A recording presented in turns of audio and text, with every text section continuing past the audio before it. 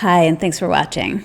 I've got a quick one for us today. We're going to talk about what happens when you have too many things, too many toys. Does your child's room look like a toy factory just exploded all over it? Like perhaps there are layers of stuffed animals mixed with some Lego and maybe a Happy Meal toy that's from 5 years ago. If you've ever thought, we need to do something about this, and when you say that though, your child looks at you like you're considering giving away a sibling, yeah, I've been there too. Kids, especially autistic ones, they don't just have toys, they have relationships with them. So today, we're going to talk about how to help your child part with some toys without tears, tantrums, or you sneaking them out in the dead of night, because trust me, they'll notice. Fun fact, when my daughter gave up her pacifier, we needed to collect them and put them in the basement so that she could visit them if she wanted to. Years later, I got rid of them because I thought they were no longer relevant to her, and when she found out, she was devastated. So, yeah, we can't just slip them out in the middle of the night. Before we jump in, if you're new here, a special welcome to you, and please consider subscribing if you haven't done so already. And if you like the video, please consider pressing the like button. All right, let's get into it. So have you ever tried getting rid of some of your children's toys, something that they haven't played with in a long time, and once you put your hands on it, suddenly they're like, that's my favorite, you can't possibly get rid of that. Oh, you mean that car that you forgot existed until I touched it? You mean the one with the front wheel off that's buried under 17 stuffed animals, that one? Well, here's the thing. It's not just stuff to them. For a lot of kids, especially neurodivergent ones, those toys represent memories and comfort and even predictability. And if they've got that extra special ability to assign personalities to their toys, well, good luck getting rid of toy number 472. To your child, it might be more than just a little toy. It might be a little friend who might be sad without them. So the process can be difficult. In addition, decluttering can seem incredibly overwhelming. Imagine if someone took everything in your closet and dumped it on your bed and said, sort it. You'd probably burst into flames. I would. That's how your kid feels when they look at their room and hear, time to declutter. Overwhelmed kids have a difficult time prioritizing and processing.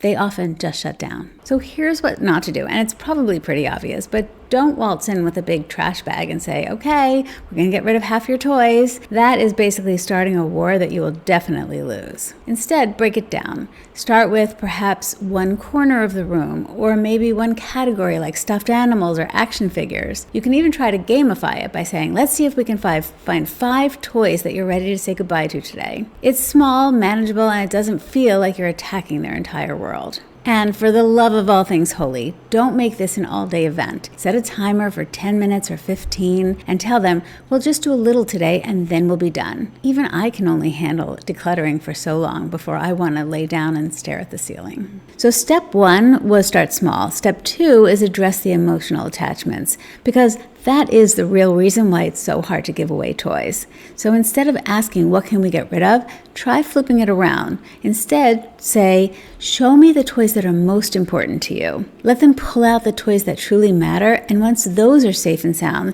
they might be more open to parting with the less important ones. Here's where you can get creative. For the toys they don't play with but can't let go of, try reframing it. This toy had such a great life with you. Maybe it's ready to make another kid happy. If donating feels too abstract for your child, perhaps you can involve them in the process. You can take them to the donation center. You can show them photos of the kids who will benefit from their generosity. Suddenly, it's not about losing, it's about giving. And for the toys they absolutely can't part with right now, you can introduce the concept of a toy vacation. You can pack them in a box and put them out of sight. And then if they don't ask for them or think about them for the next few months, perhaps they'll be more willing to let them go at that time. Step 3 is adjusting the environment. Sometimes the problem isn't the number of toys, it's the lack of space or organization. If everything is scattered about like a toy wasteland, it can be hard to even find the best toys in that environment. Kids love to see their toys, so if there's any way that you can use, say, clear boxes or shelves to give their toys a little bit more organization, they might be more willing to part with the extras because they can see the things they truly value.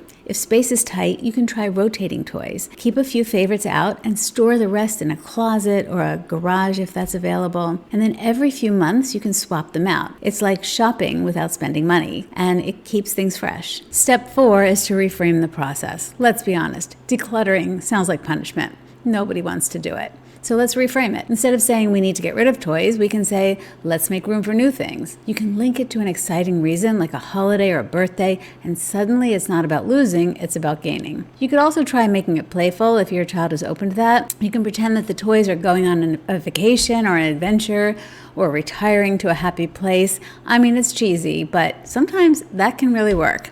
And if all else fails, you can bribe them. You can say, not my favorite approach in general, but in this case, if you really are cleaning out to make room for new toys for a holiday or birthday, you can say, if we clear up some space, we'll have room for that big Lego set you've been eyeing. Let's be real, incentives work. So to wrap up, let's acknowledge that getting your child to part with toys isn't easy, but it's not impossible either. So we can start small, address the emotional attachments, and focus on creating a space that feels manageable and fun. Remember, we're talking about prioritizing progress over perfection, and even if you only clear one shelf or fill one box, it's a win.